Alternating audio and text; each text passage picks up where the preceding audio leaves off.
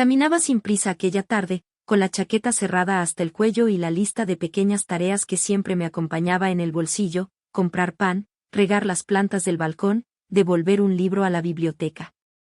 El otoño había dejado en el aire un olor a hojas húmedas y a café recién hecho. La ciudad parecía moverse a un ritmo amable, casi doméstico. Sentía, sin saber por qué, una ligera necesidad de compañía que no había sabido nombrar durante semanas.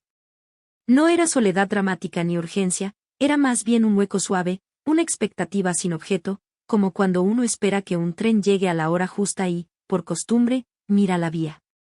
En la esquina de la plaza, donde la luz se filtraba entre los plátanos y la escultura de bronce, lo vi por primera vez. Al principio pensé que era una figura más del mobiliario urbano, un cuerpo encorvado bajo una manta, otro pasajero más del invierno. Pero la cosa fue distinta: el gesto que hizo, la precariedad de sus movimientos, la desinhibición evidente frente al tránsito de la calle me hicieron fruncir el ceño. Algunos transeúntes pasaban sin mirar, otros desviaban la vista.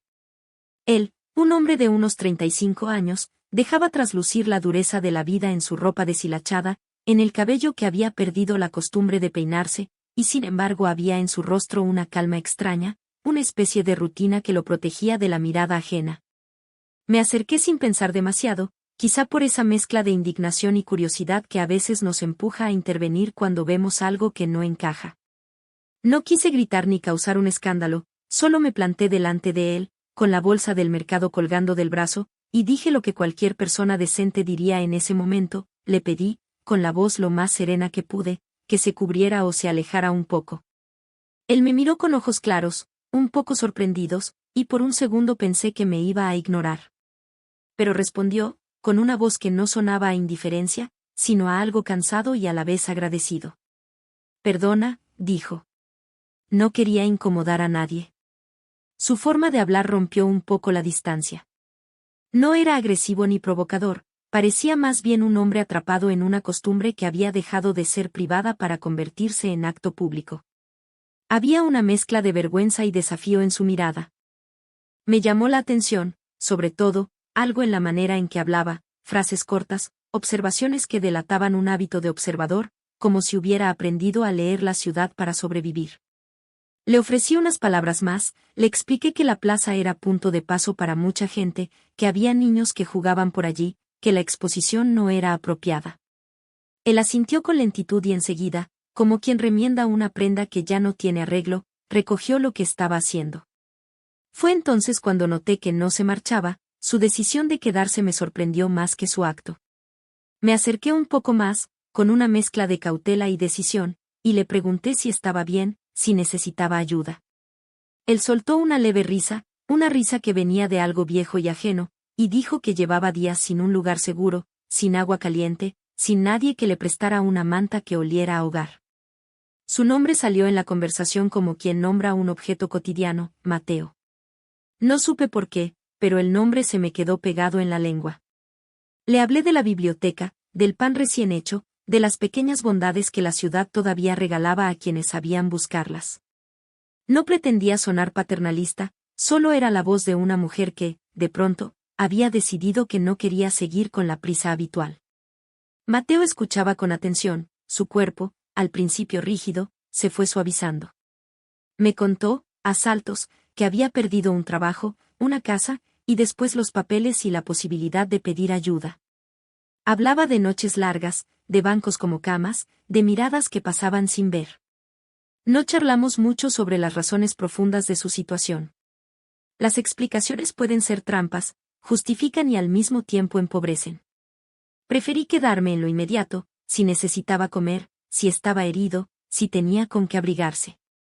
Le pregunté si quería un café y se iluminó por dentro, como si alguien hubiera encendido una lámpara en una sala olvidada.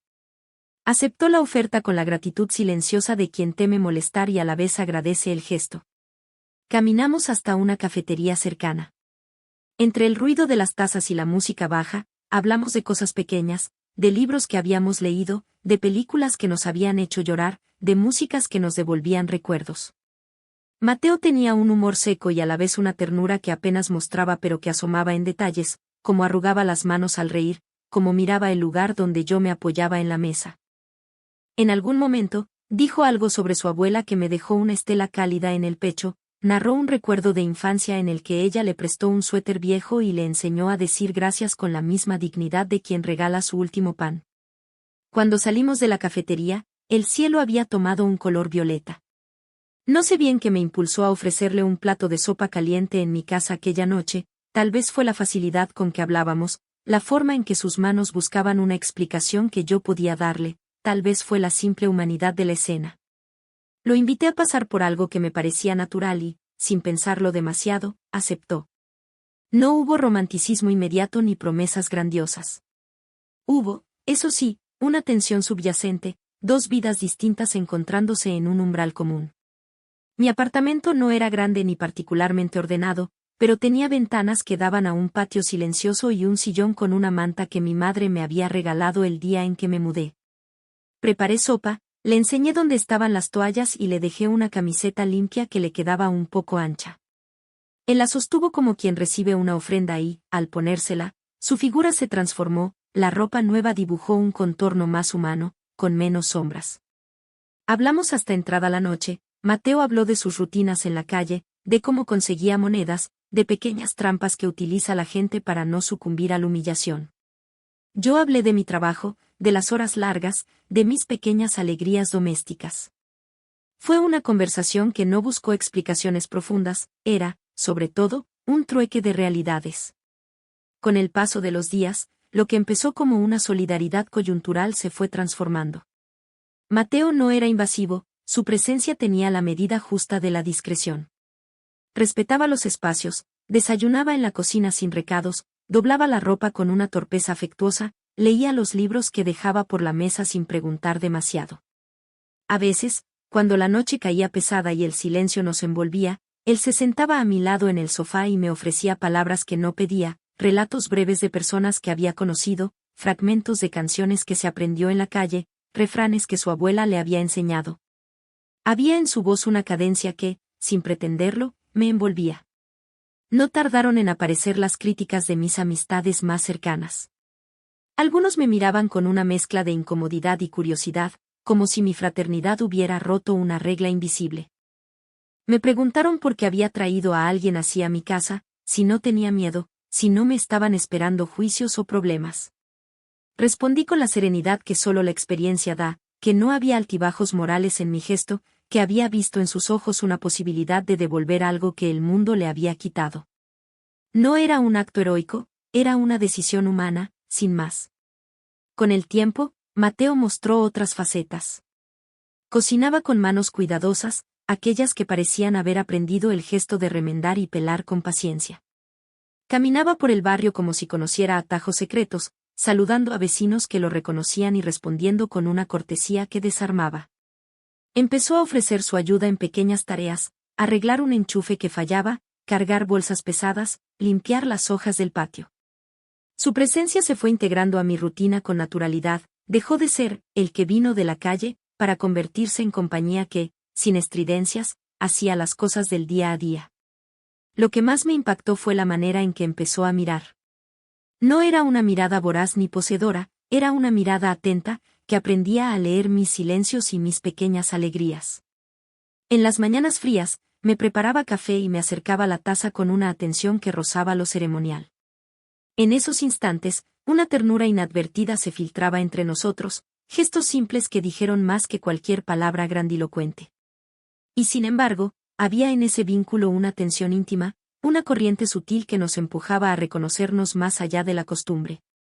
Evité, deliberadamente, convertir nuestra convivencia en una historia de rescate moralizante.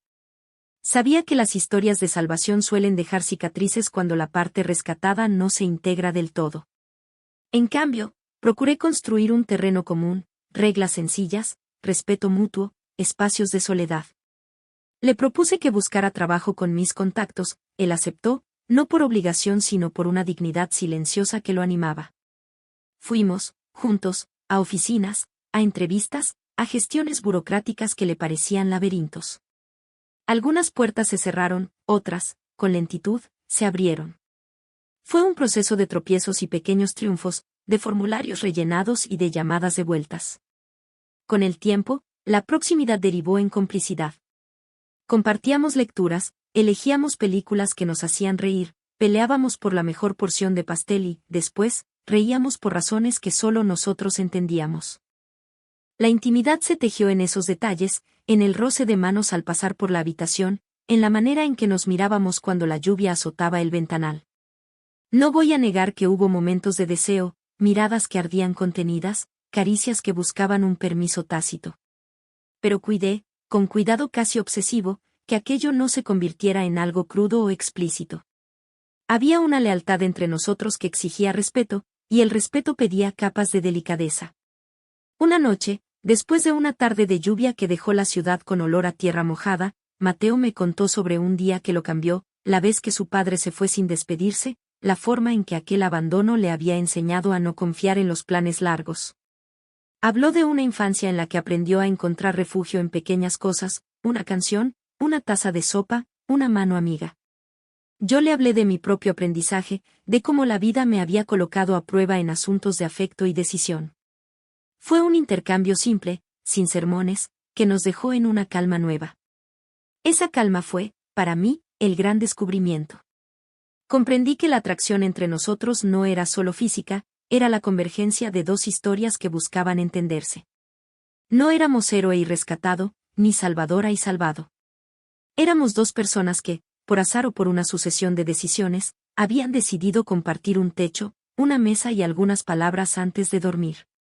La tensión sexual que latía entre nosotros no requería descripciones explícitas para existir, estaba en los silencios compartidos, en la manera de rozar la mano al pasar, en el calor que se quedaba en el aire cuando uno de los dos se acercaba. Comprendí, también, que el riesgo de convertir la historia en un espectáculo era siempre latente. Las miradas de la gente, la tendencia a juzgar, las etiquetas fáciles podían destruir lo que con tanto cuidado habíamos ido construyendo. Por eso mantuve la discreción como una norma. No oculté a Mateo, tampoco lo expuse. Lo cuidé con la misma atención con que se poda una planta que todavía no sabe si florecerá. A veces pensaba en cómo narraría esto a otros, no como un relato de paso, sino como una crónica de reconstrucción. Esa noche, al acostarnos, él tomó mi mano y la apretó con una fuerza que no era ni posesiva ni exigente, era más bien el gesto de quien agradece sin palabras. Sentí en ese contacto la certeza de que lo que empezaba entre nosotros tenía una densidad verdadera. No sé si será duradero, no sé si la vida, con sus interrupciones, volverá a poner pruebas en nuestro camino. Pero en ese instante, la posibilidad de compartir un rincón de existencia con alguien que había conocido la vulnerabilidad me parecía un regalo inimaginado. Cerré los ojos pensando en la plaza donde lo había visto por primera vez, en el gesto que me llevó a acercarme, en la disposición a escuchar que, sin grandilocuencia, nos salvó del anonimato. Pensé en la ciudad como un lugar de encuentros improbables, donde a veces, sin razón aparente, aparecen personas que transforman la monotonía en una historia viva. Me dormí con la sensación de que la vida, todavía, podía sorprender con ternura.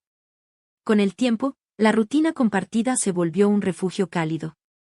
No había dramas ni gestos grandiosos, solo desayunos tranquilos, conversaciones que fluían sin esfuerzo y miradas que decían lo que las palabras no alcanzaban. Mateo ya no era solo el hombre de la plaza, y yo ya no era simplemente la mujer solitaria que caminaba distraída entre hojas caídas. Éramos dos historias que se habían encontrado, que aprendían a cuidarse y a disfrutar de la compañía del otro. A veces, al mirar por la ventana, veía la plaza donde lo conocí, y sonreía. Lo recuerdo allí, inesperado y humano, y me doy cuenta de que un encuentro fortuito puede transformar la vida de maneras silenciosas pero profundas. No se trataba de heroísmo ni de rescates, se trataba de reconocer a alguien, tenderle la mano y permitir que la bondad, incluso en gestos pequeños, construya vínculos. Esa noche, mientras compartíamos un café y una manta, entendí que la verdadera magia no está en los grandes actos, sino en la decisión diaria de mirar, escuchar y acompañar. Mateo y yo aprendimos a sostenernos sin palabras ruidosas, a encontrar alegría en la presencia del otro y a confiar en que, incluso después de las sombras, la vida ofrece momentos que iluminan el camino. Y así, entre gestos sencillos y risas compartidas, comprendí que la soledad puede transformarse en compañía, y que la generosidad más verdadera nace del encuentro humano, inesperado y silencioso.